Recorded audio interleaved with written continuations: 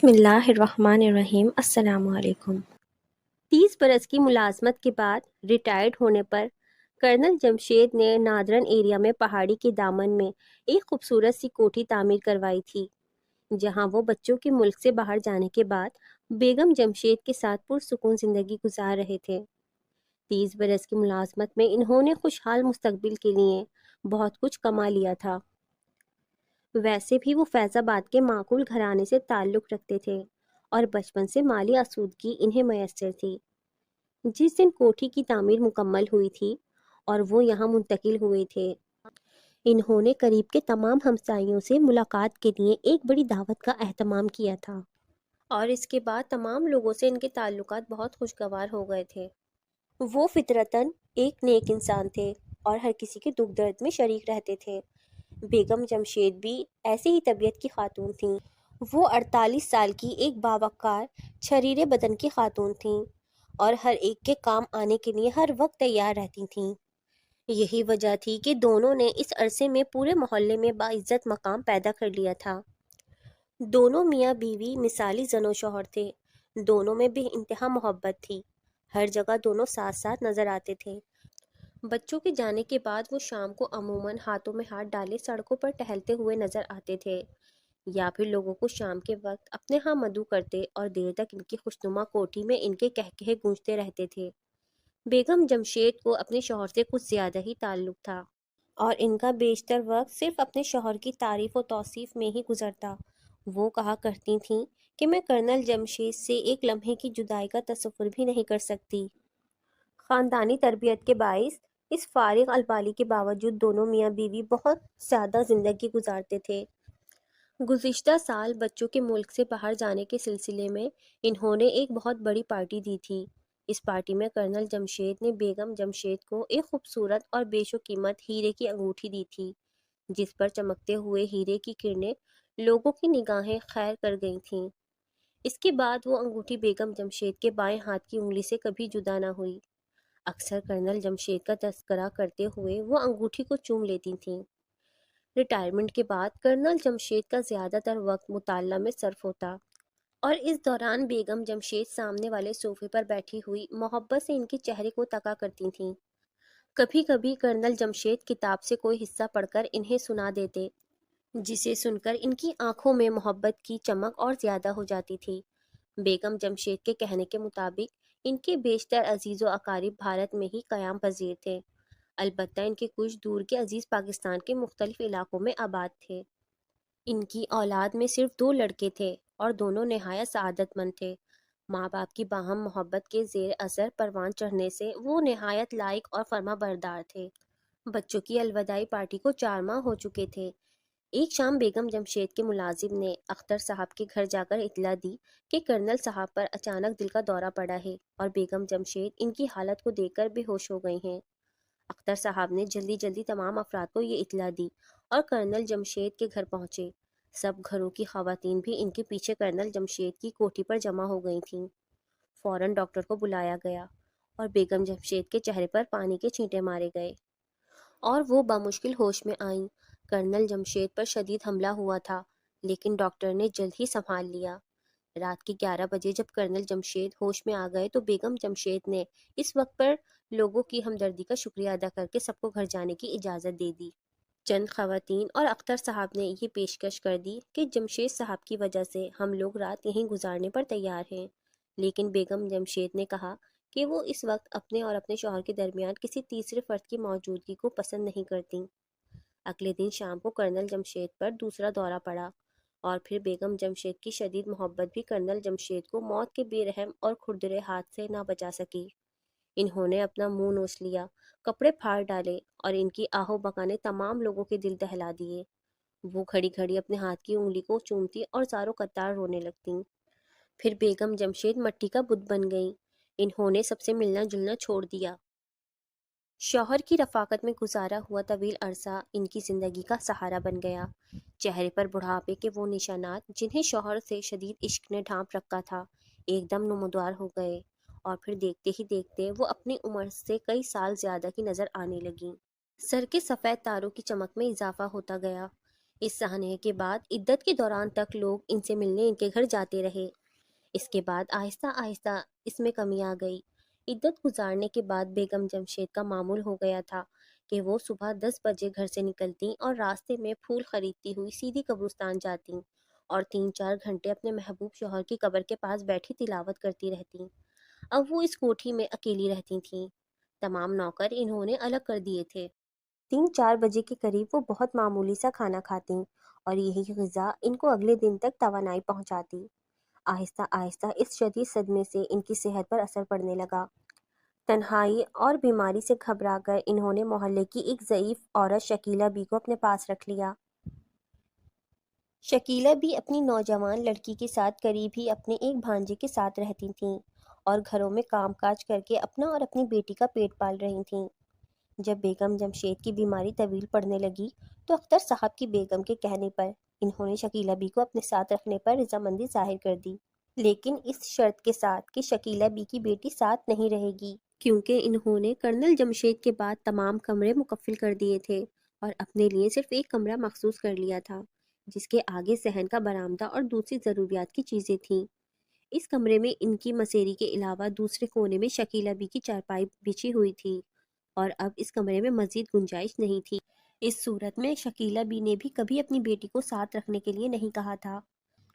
وہ اس بات پر بھی خوش تھیں کہ اب 2 3 گھروں کے کام کرنے کے بجائے صرف ایک ہی گھر سے ماں بیٹی کا گزارا ہو رہا تھا۔ وہ کبھی کبھی بیگم جمشید کی اجازت سے اپنی بیٹی سے مل آتی تھیں۔ بیگم جمشید نے اپنے بیٹوں کو بھی اپنی بیماری کی اطلاع نہ دی اور یہی کہتی رہتی کہ میں بہت بدقسمت عورت ہوں۔ جب میں اپنے جمشید کی جدائی کا صدمہ برداشت کر سکتی ہوں تو پھر یہ بیماری مجھے نہیں پچھاڑ سکتی۔ ایک دوپہر شکیلہ بی نے بیگم اختر کو یہ اطلاع دی کہ بیگم صاحبہ آپ کو یاد کر رہی ہیں۔ بیگم اختر فوراً ہی آ پہنچی تو بیگم جمشید نے بہت ہی افسردہ لہجے میں ان سے کہا، بیٹی مجھے اب ایسا محسوس ہو رہا ہے جیسے میں موت کے سامنے بے بس ہوتی جا رہی ہوں۔ میں نے اپنی تمام جائیداد اور اثاثے کے کاغذات جمشید صاحب کے انتقال کے بعد اپنے بچوں کے نام کر دیے تھے۔ میں یہ تمہارے حوالے کرتی ہوں۔ آنکھ بند ہونے کا وقت نہ جانے کب آ جائے، لہٰذا اب تم ہی میری امین ہو۔ مجھے تم پر اور تمہارے شوہر پر اعتماد ہے کہ کوئی میرے بچوں کے حق پر ڈاکہ نہیں ڈال سکے گا۔ اس کے علاوہ یہ رقم بھی میں تمہاری امانت میں دیتی ہوں تاکہ میری آخری رسوم میرے شوہر کی پونجی سے ادا کی جائے۔ بیٹی اس تکلیف دہی کے لیے میں تم سے شرمندہ ہوں۔ بیگم اختر کی آنکھوں سے آنسو بہہ نکلے۔ وہ بیگم جمشید سے لپٹ گئیں اور ان کی آنکھوں کے سامنے چند ماہ پہلے کی بیگم جمشید کا چہرہ گھوم گیا۔ کرنل جمشید کے انتقال نے ان کو کس حد تک توڑ پھوڑ دیا تھا، اس احساس کے تحت وہ بہت دیر تک ان سے لپٹتی روتی رہیں اور ان کی صحت کے بارے میں انہیں تسلیاں دیتی رہیں۔ پھر آہستہ آہستہ بیگم جمشید کی صحت قدرے بہتر ہونے لگی اور ایک دن انتہائی نہیں وہ کمزور ہونے کے باوجود وہ قبرستان گئیں۔ واپسی میں وہ بیگم اختر سے بھی ملنے آئیں اور انہوں نے بتایا کہ اب میں اس قابل ہو گئی ہوں کہ اپنے شوہر کی قبر پر جا سکوں۔ بیگم اختر نے ان کی صحت یابی پر خوشی کا اظہار کیا اور انہیں مشورہ دیا کہ وہ ابھی چلنے پھرنے میں احتیاط کریں کیونکہ وہ بہت کمزور ہیں۔ وہ بہت دیر تک بیگم اختر کے پاس رہیں اور اپنی بیماری کے دوران شکیلہ بی کی دیکھ بھال کی تعریف کرتی رہیں۔ انہیں اس بات کا احساس تھا کہ پچھلے 2 ہفتے سے شکیلہ بی اپنی بیٹی کے پاس بھی نہیں جا سکی تھیں کیونکہ اس دوران انہیں خود شکیلہ بی کی اشد ضرورت تھی۔ انہوں نے یہ بھی کہا کہ اب ان کی طبیعت پہلے سے کافی بہتر ہے، لہٰذا وہ آج ہی شکیلہ بی کو 2 دن کی رخصت دے دیں گی۔ پھر گھر پہنچ کر بیگم جمشید نے شکیلہ بی سے کہا کہ اب میں ٹھیک ہوں، تم اپنی بیٹی کے پاس چلی جاؤ اور 2 دن تک ٹھہر کر واپس آ جانا۔ اگلے دن صبح بیگم جمشید پھر قبرستان گئیں اور جلد ہی واپس آ گئیں۔ ان کے چہرے پر تھکن اور کمزوری کے اثرات نظر آتے تھے۔ وہ کسی سے ملے بغیر ہی سیدھی اپنے گھر میں داخل ہو گئیں۔ تیسرے دن صبح شکیلہ بی نے اختر صاحب کا دروازہ کھٹکھٹایا۔ بیگم اختر نے اتنے سویرے آنے کی وجہ پوچھی تو انہوں نے بتایا کہ میں 1 گھنٹے سے بیگم جمشید کو اٹھا رہی ہوں، لیکن نامعلوم کیا بات ہے، وہ تو بہت پہلے سے اٹھنے کی عادی ہیں اور اس وقت تو ان کو بیدار ہو جانا چاہیے تھا۔ شکیلہ بی یہ کہتے ہوئے کانپ رہی تھیں۔ اس پر اختر صاحب شکیلہ بی کے ساتھ بیگم جمشید کے بنگلے پر پہنچیں اور انہوں نے بہت دیر تک آوازیں دیں لیکن وہاں تو بالکل سناٹا تھا۔ پھر انہوں نے دوسرے افراد کو اس کی اطلاع دی، اور جب لوگوں کے مشورے پر دروازہ توڑا گیا تو کمرے میں سخت تعفن تھا۔ بیگم جمشید مسیری پر چادر اوڑھے نہ جانے کب آخری سفر پر روانہ ہو چکی تھیں۔ یہ بدبو ان کی لاش سے اٹھ رہی تھی۔ معلوم ہوتا تھا کہ ان کی موت کو کافی وقت گزر چکا ہے، کیونکہ ہفتے کے صبح کے بعد جب وہ قبرستان سے واپس آ گئی تھیں پھر انہیں کسی نے نہیں دیکھا تھا۔ شدید تعفن کی وجہ سے لوگوں کا وہاں ٹھہرنا مشکل ہو گیا تھا۔ کچھ دیر لوگ برداشت کرتے رہے، پھر آہستہ آہستہ کمرہ خالی ہو گیا اور صرف اختر صاحب اور شکیلہ بھی کمرے میں رہ گئے۔ اس موقع پر شکیلہ بھی نے غسل دینے کی ذمہ داری اپنے سر لی، کیونکہ اس وقت ان کے علاوہ کوئی بھی اس متعفن جگہ ٹھہرنے کے لیے تیار نہ تھا۔ اختر صاحب نے سوچا کہ اس موقع پر تدفین فوری ہونی چاہیے۔ بدبو نے سارے گھر کو اپنی لپیٹ میں لے لیا تھا۔ جلد ہی شکیلہ بی کے ساتھ مل کر لاش کو غسل خانے کے برابر برآمدے میں ایک تختے پر لٹایا اور ان کو کچھ ہدایات دے کر تدفین کے انتظامات کرنے چلے گئے۔ اب پورے گھر میں صرف شکیلہ بی تھیں اور بیگم جمشید کی متعفن لاش۔ شکیلہ بھی بڑے مضبوط دل کی مالک تھیں۔ انہوں نے بے پرواہ ہو کر لاش کو غسل دینے کی تیاریاں شروع کر دیں۔ آخر کار انہوں نے غسل دینے کے لیے لاش کے کپڑے کاٹنے شروع کر دیے اور پھر ان کی آنکھیں کھلی کی کھلی رہ گئیں۔ بیگم جمشید کے بائیں ہاتھ میں ہیرے کی انگوٹھی چمک رہی تھی۔ انہوں نے بہت آہستگی سے انگوٹھی کو انگلی میں گھمایا اور اسے اتارنے کی کوشش کی، لیکن انگوٹھی دوسرے پورے پر آ کر پھنس گئی۔ ٹپ ٹپ ٹپ، شکیلہ بھی چونکی۔ غسل خانے کا نل ٹپک رہا تھا اور بالٹی میں پانی کے قطرے گرنے کی آواز ان کے دماغ پر ضربے لگانے لگی۔ فوراً اٹھ کر انہوں نے غسل خانے کا نل کس دیا اور واپس آ کر پھر غسل دینے لگیں۔ اس مرتبہ پھر ان کی نظر انگلی پر پڑی اور ایک خیال ان کے دماغ میں کود گیا، یہ انگوٹھی ان کے تمام مصائب کا خاتمہ کر دے گی۔ اور جوان بیٹی آنکھوں کے سامنے آ کھڑی ہوئی۔ پھر انہوں نے زور لگا کر انگوٹھی اتارنے کی کوشش کی تو انگوٹھی اترنے کے ساتھ کھال بھی کھینچ آئی۔ انہوں نے جلدی سے اسے دوپٹے کے پلو میں باندھ لیا۔ اتنے میں اختر صاحب کفن کا سامان لے کر آ گئے۔ انہوں نے دروازے پر ہی شکیلہ بی کو آواز دے کر یہ چیزیں پکڑا دیں۔ اس وقت تک وہ گھر میں اکیلی تھیں۔ انہیں بو کا احساس تک نہ رہا، حالانکہ بدبو میں ابھی تک کوئی کمی واقع نہ ہوئی تھی۔ ٹپ ٹپ ٹپ، نل پھر ٹپکنے لگا۔ اس دفعہ آواز کچھ زیادہ ہی تیز تھی۔ وہ بڑھ کر غسل خانے میں پہنچی اور پوری قوت سے نل کس دیا۔ بیگم جمشید کی لاش کو کفناتے وقت انہوں نے دیکھ لیا تھا کہ انگلی پر کافی بڑا زخم تھا۔ سینے پر ہاتھ باندھتے وقت انہوں نے بائیں ہاتھ کو نیچے کر کے دائیں ہاتھ کو اوپر کر دیا۔ ٹپ ٹپ ٹپ، اس مرتبہ نل ٹپکنے کی آواز نے ان کے دل میں خوف کی ایک ہلکی سی لہر دوڑا دی، لیکن وہ اسے ایک وہم سمجھ کر غسل خانے کی طرف دوڑیں۔ انہوں نے سوچا کہ آج اس نل کو ہو کیا گیا ہے، اس سے پہلے تو کبھی ایسا نہیں ہوا۔ ایک مرتبہ پھر نل انہوں نے پوری قوت سے کس دیا، لیکن جیسے ہی وہ غسل خانے سے باہر آئیں تو خوف سے ان کی آنکھیں کھلی رہ گئیں۔ زخمی ہاتھ اوپر تھا اور انگلی کا زخم واضح نظر آ رہا تھا۔ انہوں نے دل مضبوط کر کے لاحول پڑی اور سوچا کہ شاید میں نل کی وجہ سے ہاتھ صحیح طور پر باندھ نہ سکی تھی۔ زخمی ہاتھ کو پھر نیچے کیا، لیکن اس مرتبہ انہیں احساس ہوا کہ ہاتھ جیسے زندہ ہو۔ خوف سے ان کا رنگ زرد پڑ گیا۔ لاش مکمل طور پر کفنانے کے بعد وہ تیزی سے دروازے کی طرف لپکیں، لیکن جیسے ہی وہ کمرے سے ہوتی ہوئی گیٹ کی جانب بڑھیں کہ نل ٹیکنے کی آواز پھر گونج اٹھی۔ ایسا محسوس ہوتا تھا کہ جیسے نل پوری طاقت سے کھول دیا گیا ہو۔ وہ فوراً پلٹ کر پھر غسل خانے میں داخل ہوئیں، لیکن نل تو بند تھا اور ٹپکنے کی کوئی صورت نظر نہ آتی تھی۔ غسل خانے سے نکل کر وہ ایک مرتبہ پھر لاش کی طرف آئیں، لیکن اس دفعہ ان کے منہ سے خوفناک چیخ نکل گئی۔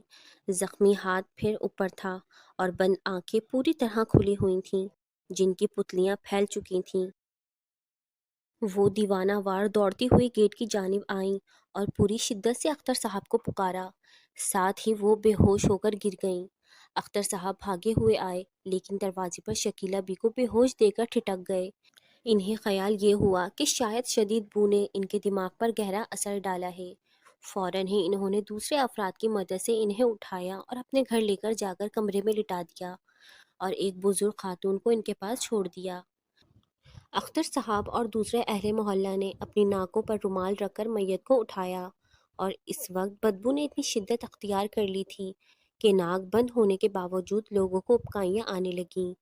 آخر کار میت کو گھر سے باہر لا کر رکھ دیا گیا اور اختر صاحب نے سب افراد کی موجودگی میں گھر کو بند کیا اور چابی ایک بزرگ کے حوالے کر دی۔ قبرستان سے واپسی کے بعد اختر صاحب نے کرنل جمشید کے بچوں کو اس آنے کی اطلاع دی اور انہیں لکھا کہ وہ جلد سے جلد اپنے وطن واپس آ کر اپنی امانتیں وصول کر لیں۔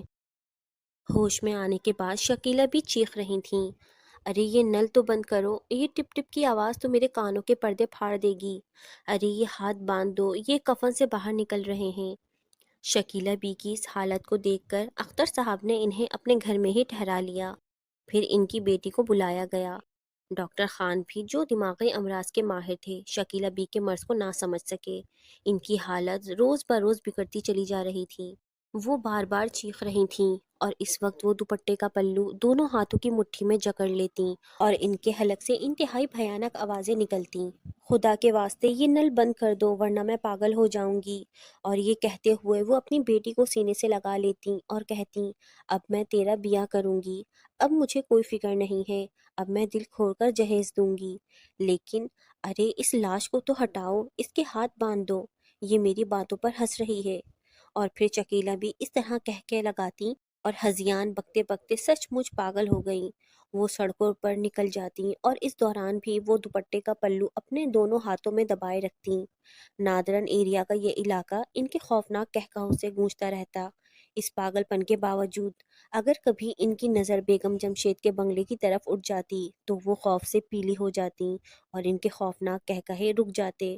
وہ سہمی سہمی نظروں سے بنگلے کی طرف دیکھ چیخ پڑتی، ارے ظالمو، یہ ہاتھ تو باندھ دو، کفن سے باہر نکل رہے ہیں۔ اختر صاحب نے شکیلہ بی کے بھانجے اور دوسرے افراد کے مشورے سے انہیں پاگل خانے بھیجنے کا فیصلہ کر لیا، لیکن اب ان کی حالت اتنی بگڑ چکی تھی کہ کسی کی جان لے ڈالتی۔ اس روز شام سے شکیلہ بھی اپنے کمرے میں بالکل خاموش تھیں۔ سب لوگ ان کی اس کیفیت پر حیران تھے۔ ان کی اس کیفیت کے پیش نظر بیگم اختر ان کے کمرے میں گئیں تو انہوں نے دیکھا کہ شکیلہ بی کے دوپٹے کا پلو اس وقت ان کی مٹھیوں سے آزاد تھا۔ انہوں نے جلدی سے ہاتھ بڑھا کر ان کا دوپٹہ کھینچ لیا۔ شکیلہ بی غضبناک شیرنی کی طرح ان کی طرف لپکیں۔ وہ خوفزدہ ہو کر برابر کے کمرے میں آ گئیں اور اندر سے چٹخنی چڑھا کر انہوں نے پلو میں پڑی گھرا کھول دی تو وہ ساکت رہ گئیں۔ پلو میں بیگم جمشید کی انگوٹھی چمک رہی تھی۔ باہر شکیلہ بھی پہلے چیخ چیخ کر پھر روتے ہوئے کہہ رہی تھیں، بیٹی یہ نہ کھولنا، یہ نہ کھولنا، تمہیں میرے سر کی قسم، اس میں میری بیٹی کا جہیز بندھا ہوا ہے۔ بیگم اختر معاملے کی تہہ تک پہنچ گئی تھیں۔ انہوں نے انگوٹھی پھر پلو میں باندھ دی اور دروازے سے نکل کر شکیلہ بی کے آگے دوپٹہ پھینک دیا۔ شکیلہ بی نے تیزی سے دوپٹہ اٹھا لیا اور پلو کو دونوں ہاتھوں کی مٹھیوں میں دبا کر زاروں قطار رونے لگیں۔ بیگم اختر نے دفتر سے واپسی پر اختر صاحب کو تمام واقعہ سنا دیا۔ اب وہ بھی شکیلہ بی کے پاگل پن کی وجہ کو سمجھ چکے تھے۔ انہوں نے طے کیا کہ وہ اب ڈاکٹر خان کو پوری صورتحال بتا کر ان کے علاج کی کوشش کریں گے۔ رات 2 بجے کے قریب شکیلہ بی کے کمرے میں پھر وہی بھیانک قہقہے اور رونے کی آوازیں آنے لگیں۔ وہ پوری طاقت سے چیخ رہی تھیں، ارے یہ نل تو بند کرو، اس کی ٹپ ٹپ میرے دماغ پر ہتھوڑے برسا رہی ہے، خدا کے واسطے یہ نل بند کر دو، ارے ظالمو، یہ ہاتھ تو باندھ دو، کفن سے باہر نکل رہے ہیں۔ اس وقت ان کی اس کیفیت سے سبھی خوف زدہ تھے۔ کسی کو ان کے کمرے میں جانے کی ہمت نہ ہوئی۔ پھر ایسا محسوس ہوا کہ جیسے کمرے میں کوئی طوفان آ گیا ہو۔ معلوم ہوتا تھا کہ دھینگا مچتی ہو رہی ہے۔ ساتھ ہی شکیلہ بھی بری طرح خوف زدہ انداز میں چیخ رہی تھیں، یہ لو، یہ ہے تمہارے شوہر کی نشانی، مجھے چھوڑ دو، خدا کے لیے میری بیٹی کا بیاہ، میری بیٹی کا جہیز، خدا کے لیے مجھے چھوڑ دو۔ نہیں نہیں۔ پھر مکمل خاموشی چھا گئی۔